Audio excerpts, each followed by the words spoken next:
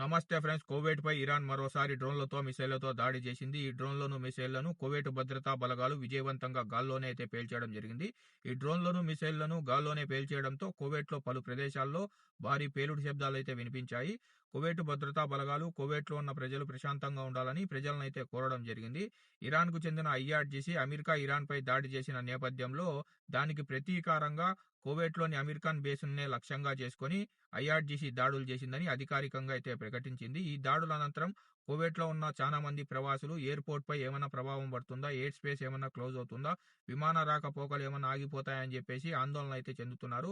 Social మీడియాలో కొంతమంది దాడి జరిగిన వెంటనే ఎయిర్పోర్ట్ క్లోజ్ అవుతుంది, విమాన రాకపోకలు ఆగిపోతాయి, ఎయిర్ స్పేస్ క్లోజ్ అవుతుందని ఫేక్ న్యూస్ స్ప్రెడ్ చేయడంతో ప్రయాణికుల్లో ఆందోళన అయితే మొదలైంది. ఫ్రెండ్స్, విమాన రాకపోకలు సాఫీగా సాగుతున్నాయి, ఎయిర్ స్పేస్ ఏం క్లోజ్ కాలేదు, ఎయిర్పోర్ట్ పై ఎటువంటి ప్రభావం అయితే లేదు. ఎవరైతే ఆల్రెడీ టికెట్లు బుక్ చేసుకున్నారో అలాంటి వాళ్ళు మీ ఫ్లైట్ స్టేటస్ ని చెక్ చేసుకొని ఎయిర్పోర్ట్ కి చేరి మీ ప్రయాణాన్ని అయితే కొనసాగించండి.